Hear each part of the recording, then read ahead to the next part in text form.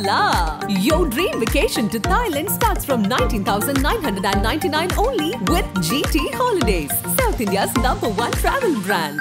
Tamil director Hari, who did Singham and all those films, he said that he kind of wished that, kind of what you said, which is that the bigger stars should do more films so that bring in more people to the theatres more frequently.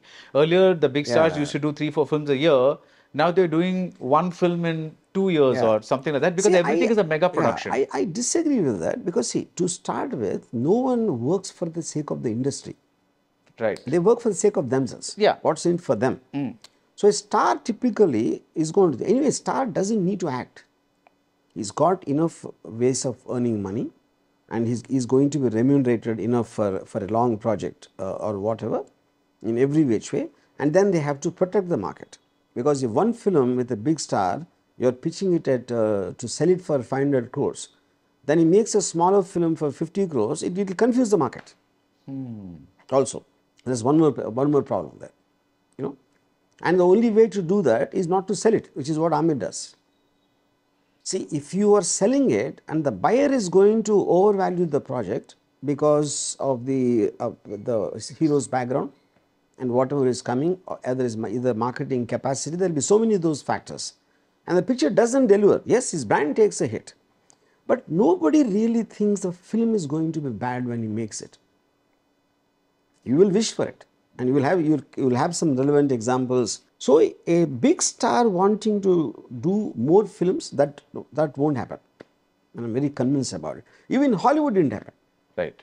No, but Hollywood, they always finish, like, spaced out their films pretty regularly. No, I am saying, but they're going basically because nobody is waiting only for the stars' films in Hollywood. That is where they reached. That's what I'm trying to say. If you remember the last 10 films you watched, I'm sure the star was never the point. Who's there in it is not the point. In Hollywood. Even when you watch here in India, a Hollywood film, like we used to look at Stallone and all that, we don't look at any star. I don't. I don't even know them. Yeah. Fast and Furious doesn't make a difference to me who's there in that. Yeah, because the movie is the thing. Yeah, movie is the brand. Right. Yeah. And why do you think we have not reached there? I think it's because, like, again, in the market, in terms of the kind of a throw, like the so-called mass belts and all that, the kind of films also what we make, the highly melodramatic in dialogue and pitching and heroism and all that, that is what the audience seem to cater to. And obviously, the market will cater to that. Right. That is what they want. And now, do we have the capacity to make a film called Inception? I don't think so. Do you have the capacity to make an Oppenheimer? I don't think so. Capacity meaning intellectual capacity or financial capacity? Intellectual. Okay. There is no financial capacity. Financial capacity is the same. Okay. Yeah. I think the point is, now my question, an Oppenheimer does a 100 crore above business in India. In India, yeah. Where 70% of it, they talk science. No one knows even what and the most important incident you would think will happen, the bombing of Hiroshima, is not even there. Yeah. Audience's intelligence is there, but the fear of the makers is that they are not intelligent enough. We are assuming them to be dumb. Indian filmmakers assume the audience to be dumb. Hollywood filmmakers, they assume them to be intelligent. That is a fundamental difference. Right. Yeah. So I can understand still Oppenheimer working in America. Right. Why will it work in India? Yeah. Yeah.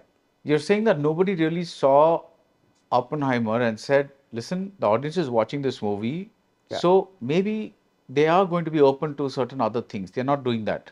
They're following a formula, or maybe they're seeing it like a freak, like an exception. Not really, because enough examples. It's not that there is not like a odd one which came out. There are enough examples.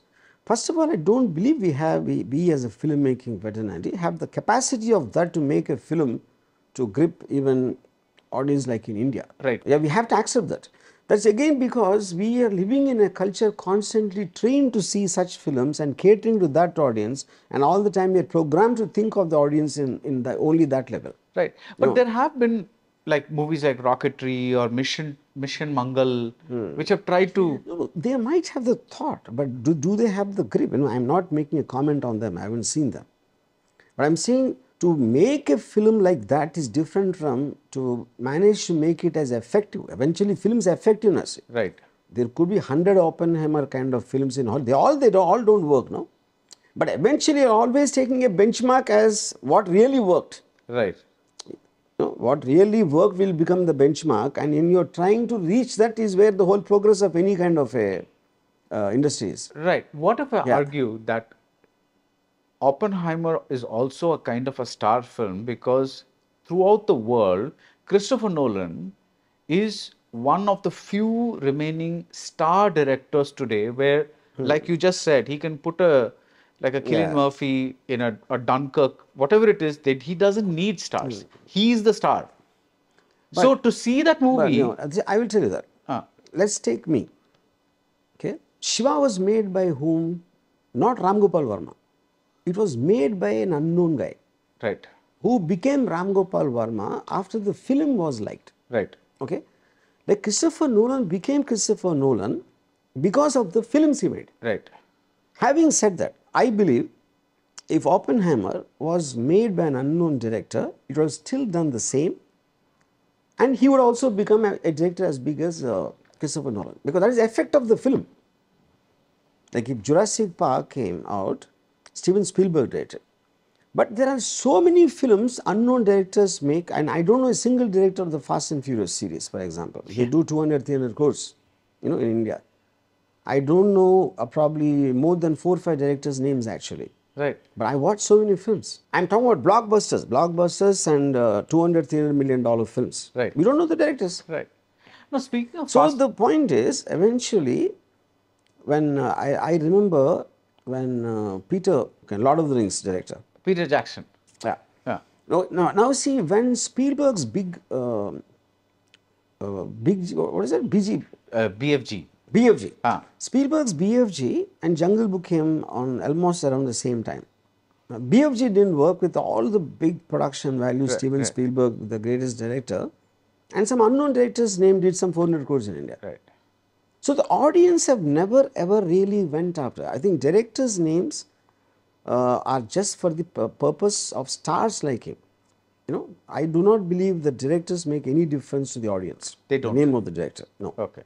Stars just because of a familiarity, one, the face value, and second is probably the impression they created in the past film or whatever. But I think Hollywood, it's almost destroyed that whole aspect of the hero Right. something. Yeah. If you look at Oppenheimer, all the actors, I didn't even recognize them. Right. So here we will make a big thing out of that. They were taken for their acting capacity rather than trying to showcase, where the subject matter itself becomes a big thing. The man behind the bomb becomes a bigger draw to watch the film. Right. To take an older example, basically what you're saying is, when people saw Sagara Sangamam, it made no difference that the same director had made Shankaraparanam, which was a hit. Yeah. They just saw Sagara Sangamam as a Kamal Haasan movie. Yes. When you know the person, you'll talk about him.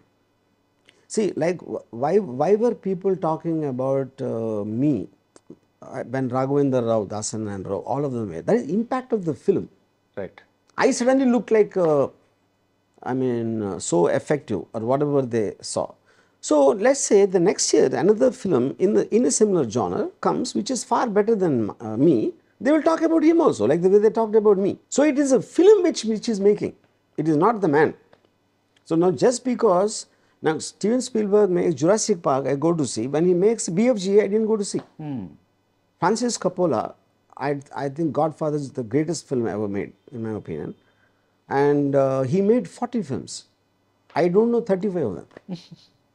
So when people say who's a great director, I say there's no such thing as a good director. They're well-directed films. I don't know if Francis Coppola is a good director, but he did a fantastic job in directing Godfather. Ram Gopal Varma did a very good job in Shiva Satya, maybe not in some other films. So then you can't call someone a good director just on the basis of his directing ability, just by that. Yeah. Right. We were just having a off the camera discussion before this, and we were saying that on a good day, a film that flopped could have actually become a hit. Thugs of Hindustan had it, whatever reason. Yeah. And it becomes. Yeah, It's it not could have that become a hit. It becomes many times. But eventually again, a bad film is a very individual's perception. Now, what people liked, Right. you can never know. You can't outguess the so-called Right, because masses it, and the it audience. had all the elements of a formula Yeah, film. it can. Yeah, Yes, yes. yeah. And that is what they thought. All the think tanks associated from Amir Khan to Aditya Chopra to all these big guys, they're the one of the top filmmakers of the country, and they together thought it will work. Which means it could have worked also. Right. You know? But that same Amir Khan, who reads the audience pulse usually so well, sometimes fails in the case of a Lal Singh Chaddha, for instance. You know, but that movie was a little unnerving for me because it just came and nobody just seemed very interested in it. Yeah. What do you think? Like, See that is it. Actually, it's like I'm not talking only about that film, but you know that I'm No, just I know, using it no. as an example. See, because when a person is taking a decision, like Amir loves Forrest Gump. Right. He's been talking about that even at Rangila time. So there's like a dream project he wanted, and he's making it in the head. Now it could have come out or not, I don't know. But the point is, by the time you reach the end, he is catering to the audience who never seen Forrest Gump, maybe Right. one. And I don't think the question is about was Forrest Gump remake. It is Amir Khan film. Right. It doesn't need to have some history behind it. Yeah. You know? Some people could just go see correct. it like that. Yeah. So what Amir took from Forrest Gump as a subject matter might not have interested the audience. Right. All this is again speculation. I'm just saying might not. No, this whole thing Because is speculation. Yeah, correct. But when you see, for instance, today, 3-part Ramayana being made, there is, I think there's a Karna being discussed. There is, you know, all these mythological films are being made on a mega scale. What makes me very curious is these are all stories that everybody knows by heart and kind of have seen many times on TV and this Yeah, and that. yeah. So think of a Ramayana, for example. I'm curious to see what they're going to do, but I know the whole story and kind of a thing. Why do you think this is still a viable proposition? On a personal level, I completely agree with you. I feel to make films on very well-known mythological stories, I think it's a very dangerous thing for two reasons. One is like you said, I mean, the story already I told, I know more or less, no. But when you try to make it different, it can have a reverse effect because And I don't think we can do that in our country either because, because they'll have a problem with you changing it because what they revere, they worship or whatever they think. I mean, you know, in both ways, I think it's very dangerous. Whereas, if you look at Lord of the Rings, I don't know. It is an interpretation, it is a fictional story or whatever. Hollywood makes it all the time. So I think it could have worked at a certain time in the past, like when Bapu made Sampurna Ramayanam and all this mythological used to come of N.T. Right. Ramarao and all that. But today, because they reached a status of reverence, it is maybe they were more closer to it at that time, or there's not so much of polarization, there's not so much of social media constantly challenging the people's interpretation. Like if you look at Adipurush, I feel the amount of negativity it developed because of Saif Ali Khan's look or some why will Hanuman look like this, why will somebody look like that and all that on a constant opinionated, it is very dangerous to take anything from that shelf, I believe. But of course, those makers, they're putting their effort and all that. I wish them all the best. And yeah. So there was one producer told me that it actually makes great sense because you're not talking to the people who know the Ramayana, but here and in the diaspora, there are a huge number of people like kids and so on and so forth who don't grow up with grandparents like we did. So they're not fully into... But that is my point. Then you're agreeing that you're catering to the people as a fictional story because they don't know. If I don't know Ramayana, it's a fictional story for me. Which could work, right? So my point is then why not make a new story? Don't call it Ramayana, no? See, if Adipurush is a Prabhas film, I look at it different. But if I'm told it's Ramayana, I look at it differently. So the kids might outnumber, I don't know about that. But as long as it's a fictional story, so why touch that and why not just make a completely new thing where you don't have the headache of fighting this whole onslaught of negativism. Right, actually. Yeah. And one is that. Second is the complexity of the stories which later on came in fictional. As a story, they're far superior to the so-called mythological stories. They're very simplistic mythological stories, you know, in terms of the things what you can develop, all the universes which we are talking about in terms of, you know, Marvel universe and all that. The complexity of those characters and the newness of the action is so much more for you.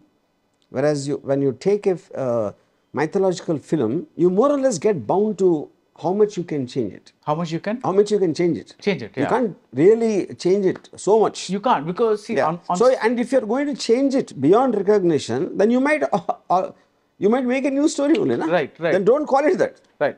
See, for example, on stage, you see interpretations like the Mahabharata seen from Draupadi's point of view, Yeah. and so on and so forth, in which it becomes a feminist story. I don't think that can be done on screen, though, because you're kind can't. of No, no we way. can't do those things on screen, Yeah. because there's a certain thing that happens. To extend that thing we're talking about, when Maniratnam remade a part of the Mahabharata as Dalapati, and he did not say it was the story of Arjuna, Karna, Mahabharata, Yeah, whatever it is. It got a certain kind of reception. But when he made Ravan and called it Ravan or Ravanan, and made it very explicit that it was Yeah. taken from there, that got a different kind of reception. What do you see as the difference between these two? Because both are mythological based, but in one the source is acknowledged, and in one the source is not acknowledged. See, when you want to look at it that way, every story will have some part of Ramayana or some part Yeah, of... that is our thing. And you also have... See, why was Godfather liked by the entire world? I never heard of the word mafia. I don't know criminal organizations. I think you connected to the characters, you see semblance of them in where you are. Right. In your family, in your neighbor's family, or someone you know, someone you heard of. I think that is what the connectivity, which is the reason why Ramayana and Mahabharata also, you know, there is like the stepmother taking of the son and trying to rob the property. All this is always there. Right. You're just making characters like and blah blah blah. Okay. So in that context, then I look at Ravan. I'm not talking about Mani's films in particular. That's Dalpati. Now Dalpati happens all the time. Yeah. It'll happen in Bombay, it'll happen in your village, it'll happen everywhere. You are just connecting because that stereotypical characters you can take from society and make a mythological story or a very modern story set in contemporary times or here and there. I think that's about it. Right. You know. So this is only for the media to talk about. If you're calling it Ravan and if you say there is Ram, Ravan, Sita, you're giving them things to hurl. If he never mentioned, if the film is not called Ravan, if he never mentioned the word Ramayan, people would have just seen it as a film, for Right. whatever it's worth.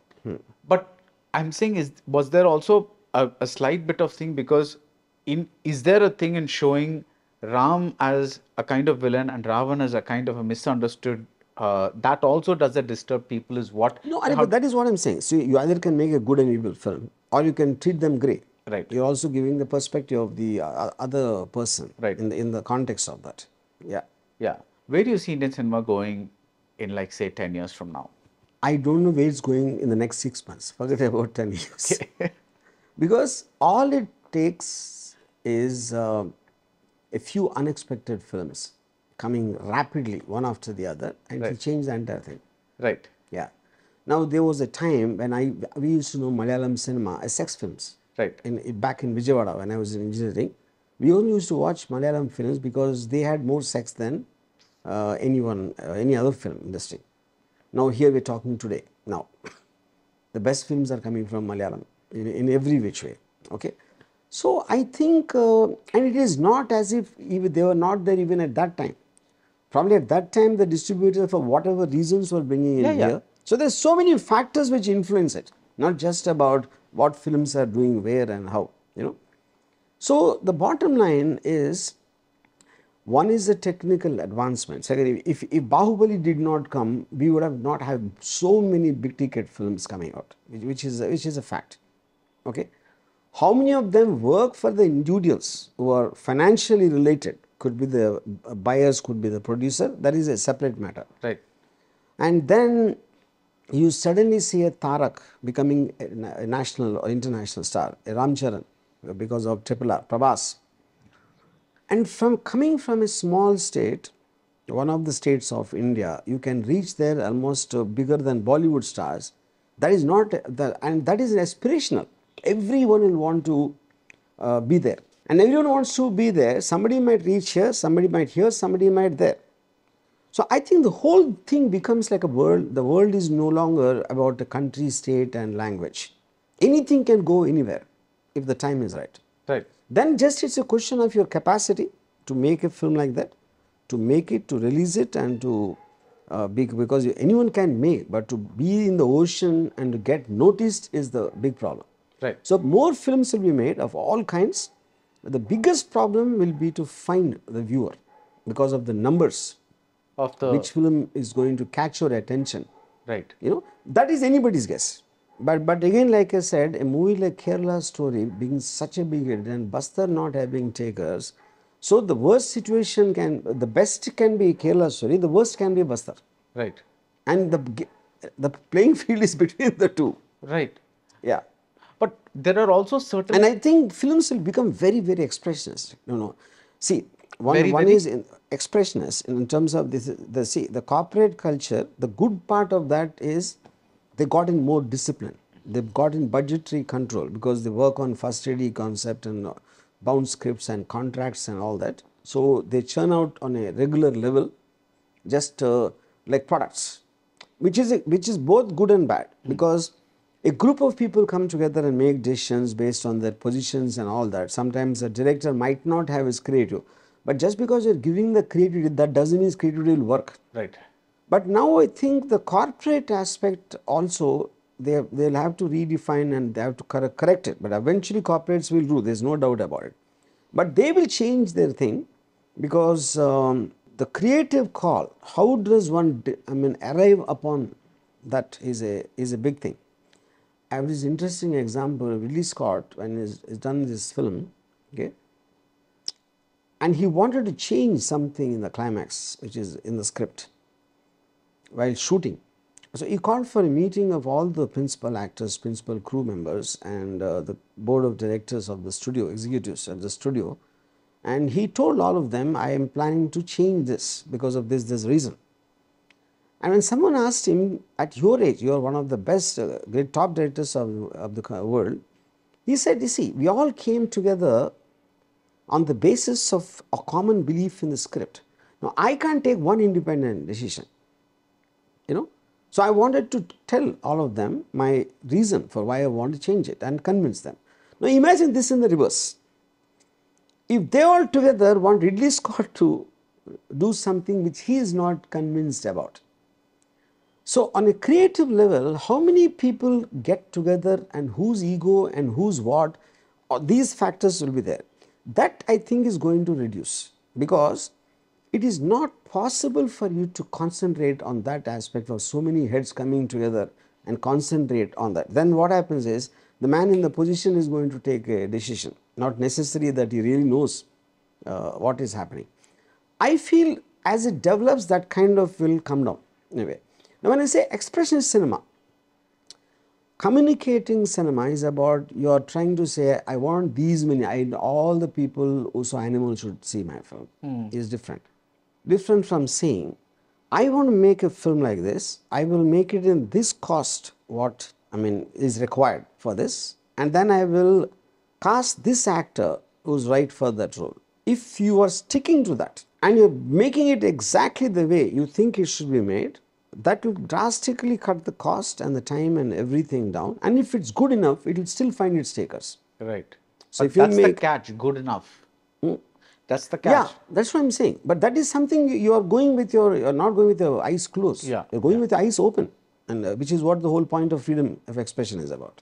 Right. Yeah. If the corporates are going to do this, what happens to the individual producers? See, individual producers have gone. See, they're But we only still in the have a south. Dil Raju, we still They're have- only in the south. If Bombay, I don't know any independent producer anymore.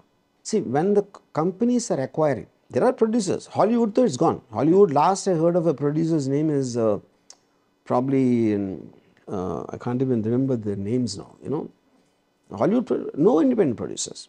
Then the independent producers in Bombay, they usually already make a pre-deal with one of the corporates or the promise of that, or they get an investor in the hope of getting a corporate guy at the end of the day. In Telugu, I don't know much about Tamil and all that. In Telugu industry, still independent producers work because it runs on egos even now. Okay. It runs on heroes' egos. They don't like the corporate discipline in terms of The heroes that. don't like. The heroes don't like. Okay. Because see, corporates are employees. They don't cater to the whims and fancies. They cater to agreements. Like to give an example, one particular hero, a corporate company from Bombay came and did a film with a big star in Telugu. Okay. Now the film, or maybe at some point of time, it came into deficit. At the theaters. The corporate company wanted to remove it. Now the star's fans, they felt it is an insult if it doesn't at least continue for this long a time. Something. So the hero, he called the corporate company head and said, okay, now I will use my own money, but you have to run it till this point of time or something. Okay. He said, as long as he is spending the money, what do they lose? Yeah. So he said, okay. And then this was somewhere not communicated to the distributor. Okay. So the distributor stopped putting the ads in the newspaper. It's playing in this theater and something, because that is an extra cost, because he's not being given that because it came on deficit. Yeah. So that's the rule he's following. So in actuality, the film is running and there's no ad, and that is a very small money, but that's just a corporate policy.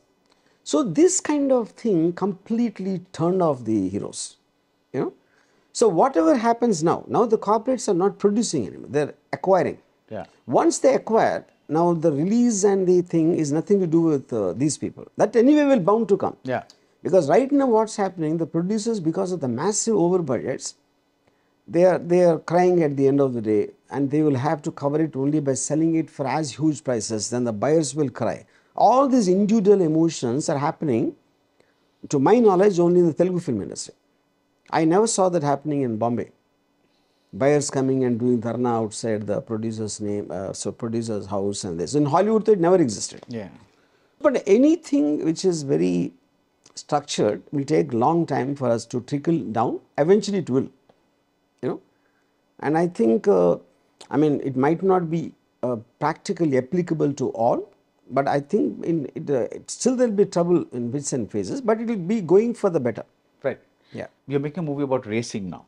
Yeah. Explain to me how, of course, like you said, everybody goes out with the best intention and all that kind of stuff. But in your vision, in today's environment, how is this a viable venture? See, first of all, there is no film which is a viable venture. If you go at it Right, like but you're that. going in with the belief. You're not saying I want it to flop, right? Every filmmaker, whatever he does, will go with the belief. Right. We're making 150 films in each language per year. Everyone will have that belief. Yeah. Okay. Out of which whatever works or not is a beginning thing.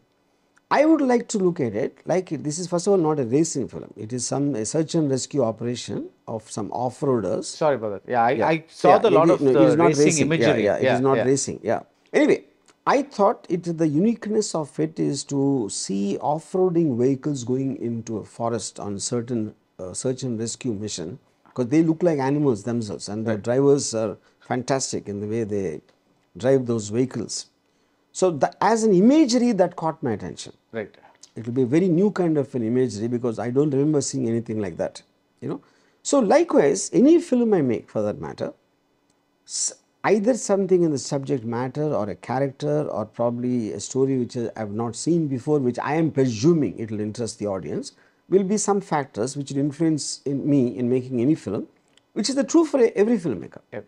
Yeah. So it's the same whether it's you or anybody else. Yeah. Right. Yeah. Right. Thank you so much for your time as always, because like you say, it's very right that these are conversations that are interesting, but at the end of the day, we can only guess. It's a lot of guesswork and Not guessing, we know nothing, I'll tell you. Yeah. And the more experience you'll have, the less you know. Right. Because, why? Because you've seen so many examples of it, the more experience you have, and what you think and what works has no connection. Yeah, because I remember you telling me long back, I think maybe the 2008 or something like that the first time I had an interview with you in Satyam Theatre, I don't know if you remember. Yes, yeah. So you told me one thing, that a director knows what he's doing only until he goes into production. Once shooting starts, the day-to-day things become so... I would like to make it more clear. See, like Alfred Hitchcock said, I made the film. I finished the film. I just had to shoot it. Yeah. Which means he saw a vision in his mind, which is what is a finished film. He could see it in his eyes. But translating that to a audio video images, they're coming in a sequence, and what happens, it's impossible for any filmmaker to know whether there is any connection with what he thought and what turned out to be. Right. Because like they say, the wife is the last to know. Because a film happens, a series of decisions you take over a long period of time, and each of these decisions are influenced by factors completely separate from each other. Right. To match that to the man coming into the theatre's mindset is an impossible task. Yeah. Which is the reason I would like to believe that any filmmaker, like I said, when recently we had a 25th year interview Anupama Chopra did with me, Manoj and all for Satya. Yeah. And she said, you guys made Satya. I said, Satya made us. We didn't make Satya. Because if we can make Satya, we should do it again and again. No? Yeah. You know? I think a film is like a kid you give birth to, and when it grows up to an adult, you have nothing to do with that. Okay, because the adult is being perceived by others, namely the audience, namely various concerned people. So the person who's given it birth to will know about it the least. This is the only thing I know. I can say for sure. Everything else I know nothing. On that note, thank you so much. Yeah. Hola! Your dream vacation to Thailand starts from 19,999 only with GT Holidays, South India's #1 travel brand.